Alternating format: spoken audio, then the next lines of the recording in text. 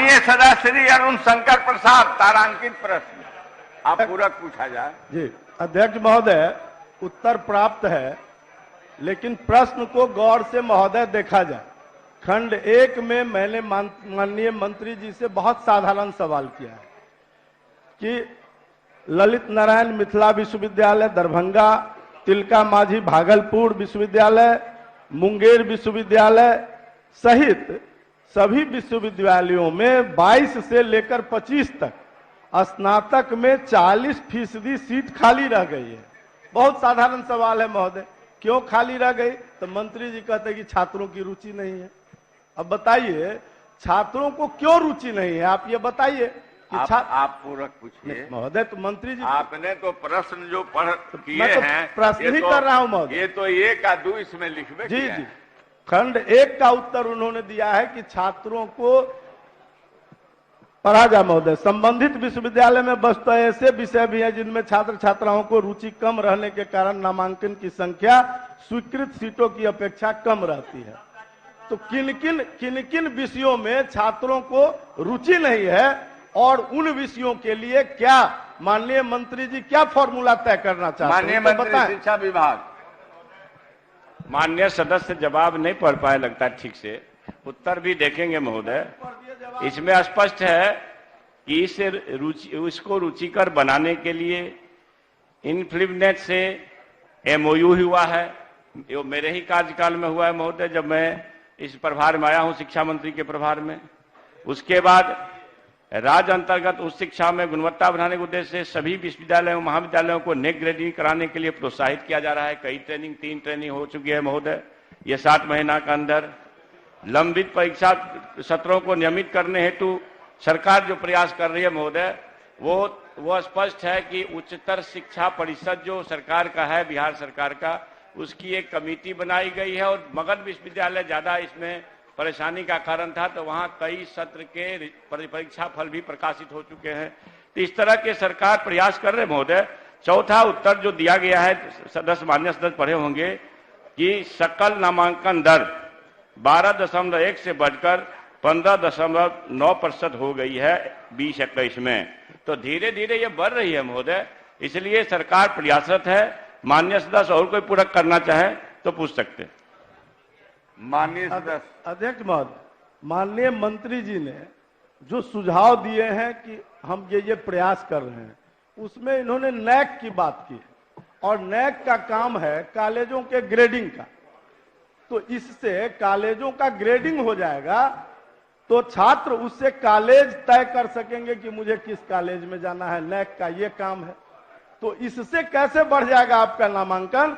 क्या आधारभूत संरचना की स्थिति आपको अपने महाविद्यालयों के संबंध में पता है कि उसके आधारभूत संरचना ठीक है, उसमें गुणवत्ता की क्या स्थिति है? इस संदर्भ में तो माननीय मंत्री जी बताएं, ताकि मैं प्रश्न आपसे विभाग से कर रहा हूं। संस्थाएं बन रही है, वो संस्थाएं इसको प्रोत्साहित करेगी, लेकिन कॉलेज क्या करेगा महोदय? मंत्रालय क्या करेगी? आपका विभाग क्या करेगा? बताइए माननीय मंत्री महोदय।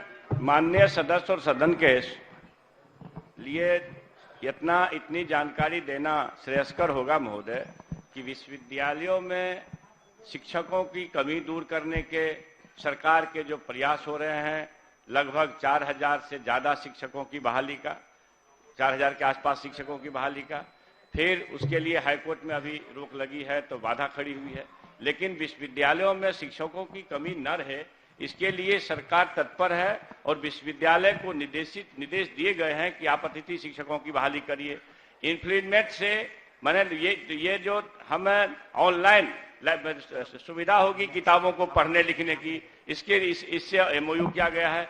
और नेक ग्रेडिंग तो उसी महाविद्यालय का होता है महोदय जहां सब कुछ आधारभूत संरचना से लेकर के और सारे शिक्षण का कार्य अच्छा होता है। और क्या उपाय किए जा सकते हैं माननीय सदस्य, जरा उपाय बता दें। मैं माननीय मंत्री जी के इस प्रश्न से संतुष्ट नहीं हूं, उत्तर से संतुष्ट नहीं हूं महोदय। ये फेंकने वाली बात है। शिक्षा विभाग है, शिक्षा विभाग को कहीं न कहीं महोदय स्पेसिफिक पर आ रहा है महोदय। इनके अधिकारियों को बुद्धि का अहंकार हो गया है महोदय, और वो प्रश्न कुछ रहता है उसमें झाड़ते कुछ हैं। हम एक महाविद्यालय अपने विधानसभा क्षेत्र का इनको बता रहे हैं, डीबी कॉलेज, जहां माननीय मुख्यमंत्री जी ने जाकर 2019 के दिसंबर में घोषणा कर दिए थे कि इसको हम विकसित करेंगे, इसका हम सब कुछ करेंगे। नैक का ग्रेडिंग होने के बावजूद आज तक वहां भवन बनने की कार्रवाई नहीं हुई।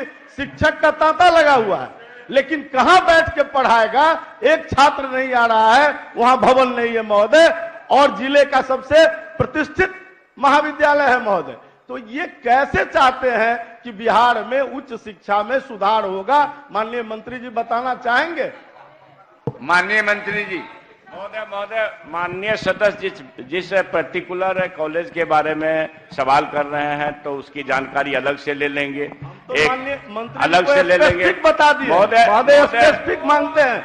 माननीय मंत्री महोदय सब स्पेसिफिक जानकारी मांगते रहे। माननीय अरुण शंकर प्रसाद जी सदस्य, आपसे हम कहना चाहेंगे कि आप कुछ स्पेसिफिक, और वह कॉलेज जहां पर मुख्यमंत्री जी गए थे, तो आप उसको लिख करके, चूंकि मुख्यमंत्री गए थे जो आप बोल रहे हैं, आप लिख करके माननीय मंत्री जी को दे दीजिएगा, और मंत्री जी दिखलवा लेंगे, और दिखलवाने के बाद जो समुचित कार्रवाई होनी चाहिए उस कार्रवाई को करेंगे। श्री नरेंद्र